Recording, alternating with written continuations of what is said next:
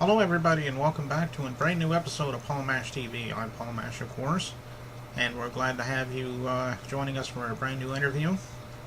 And I just wanted to let you know a quick change. We don't have the email address that we normally had, so stay tuned for the new email address at the end of the closing credits.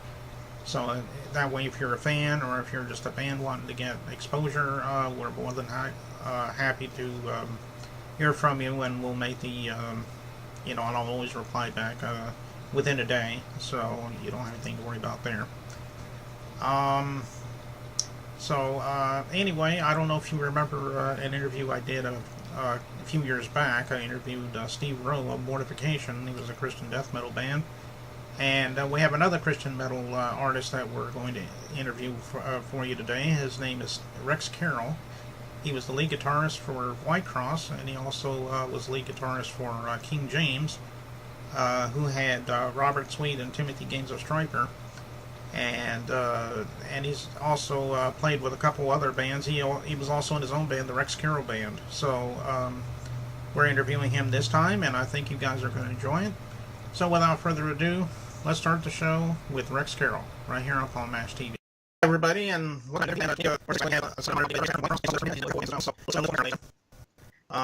going? yeah, okay, what I'd like to ask my guest is, have you always been a musical kid? I've social years.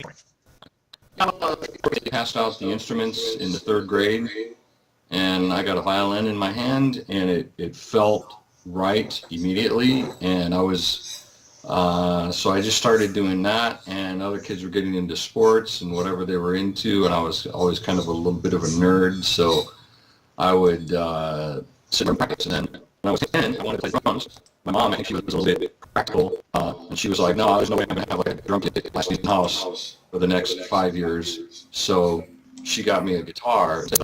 So so I got a guitar, and I just started with that, and it kind of backfired on her anyways, because we ended up having band practice every week at my house anyways, so she had to deal with all the noise anyways. So no, that's been it. I feel that I can say things emotionally with the guitar that are many times are very difficult to put feelings into words, but for me, it's one of those outlets where I can say things to the world that you can't say with just words. So. Okay.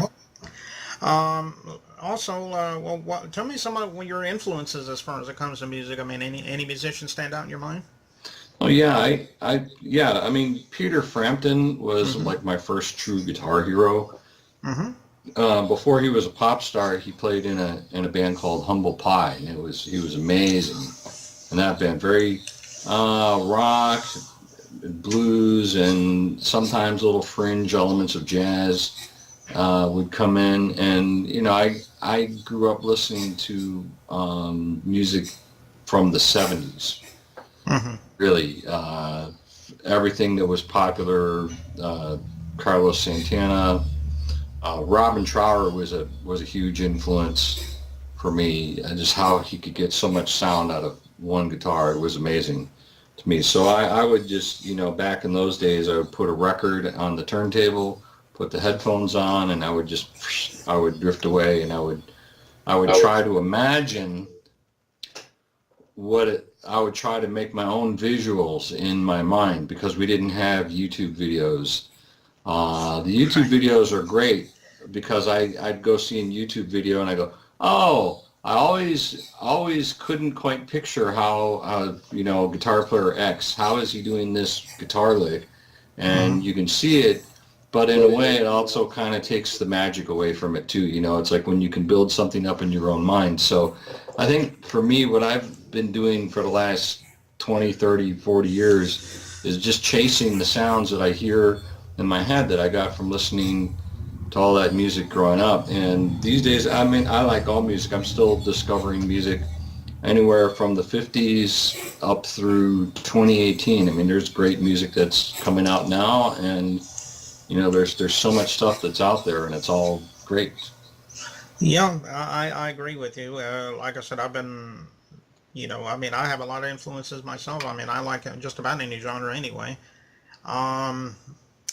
So, and obviously, you've been around for a long time. As I mentioned at the beginning of the show, you were with the Christian heavy metal band Whitecross, and Absolutely. you've even had your own band, the Rex Carroll Hmm. band. You were even involved with King James, who had Hmm. Robert Sweet and Timothy Gaines of Stryper, Hmm. and those are all good bands. And I guess you were lucky to get being involved with a lot of those bands. And I know you're still kicking in there as far as getting out there and playing the Christian metal stuff. And Yep. I hope you'll be around for a while. Is White I Cross hope getting so ready to come out too. with? Oh, I'm sorry. I hope so too. I got a lot of bills to pay. I got kids going to school. I can't go Okay. anywhere yet. Like, Well, I was just getting ready to say, is White Cross, or do you have any new albums getting ready to come out, or? we in December of 2017 we had a very successful tour with Whitecross. We were down in Guatemala, and then we came back and we played around the Midwest. And we have talked about making it, if not a full album, at least some new songs. Hmm. So we're just trying to figure out how to accomplish that because we don't all live in the same city anymore. When we started out as a band, we all lived in the same city. It's one thing Hmm. when you're young and you have band practice every week, and you can have multiple rehearsals, and getting into a studio is not really that big of a thing because everybody's right there. But when you're trying to plan things from different cities, everywhere from Dallas to Atlanta to Nashville to Chicago, it gets complicated and expensive. So we're trying to figure that out right now. Oh, okay. Well, the thing I always liked about you, as far as White Cross goes, is I was always a big fan of not necessarily the band, but I was always a big fan of yours because every album you would have a solo guitar song. And I remember the first album I got from you, which obviously was self-titled White Cross. I remember you did a song called Nagasaki, I do believe is how it's pronounced. Mhm. And I think that was, probably one of my favorites. And I don't know if it caused controversy on that because I know at the beginning of the song there was like a little backmasking thing, and Hmm. Well, and I never did understand what it was supposed to say backwards, but or forwards, but I have two or three little short stories about that, and you can edit them out for later, depending on your how much time you have. First story is that my motivation for that is when Eddie Van Halen came out in, was it 77 or 78, the first Van Halen album. Mhm.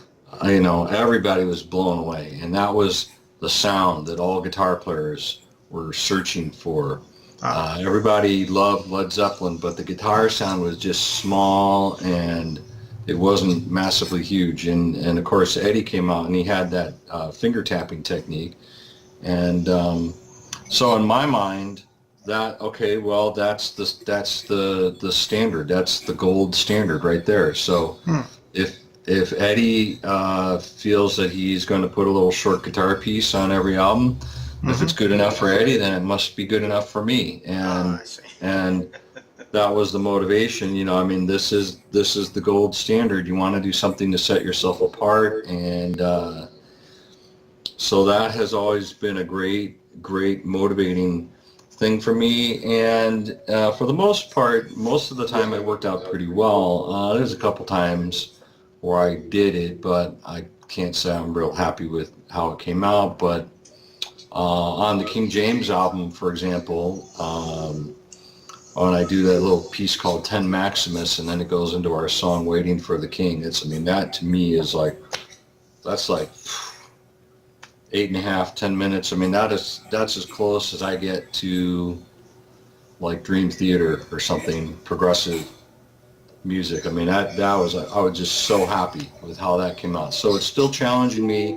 today. As far as the song title Nagasaki, I misspelled it, put the wrong letter E at the end, and I was a heavy metal Viking warrior, so I don't bother with things like spell check or anything like that. But I'm going to tell you, the record company, they didn't bother with it either. They just printed it and put it out. So Mhm. um, So then it did cause a little controversy later on.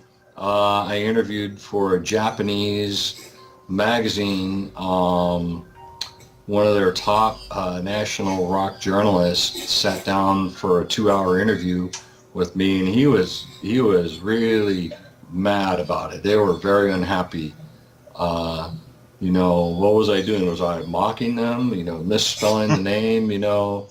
Like, what do you mean by, they were very sensitive about the whole idea of atom bombs and stuff. And in my mind, I was just thinking something more like along the lines of a big explosion of sound or something like that. No, I really wasn't thinking it through very clearly, but anyways, what's done is done, and no harm intended. So hopefully all is forgiven. Well, speaking of guitar solos, I guess you're going to do in just a couple minutes. You're going to do one for us, and Oh, sure. Play a little guitar. do you have a title for this song, by the way? Yeah, I'll do a little Stevie Ray Vaughan for you. Okay. A little Scuttle Button, something like that. All right. All right. Okay. Well, we're going to take a break for just a second here, and when we come back, we'll have a guitar record. We'll be right back.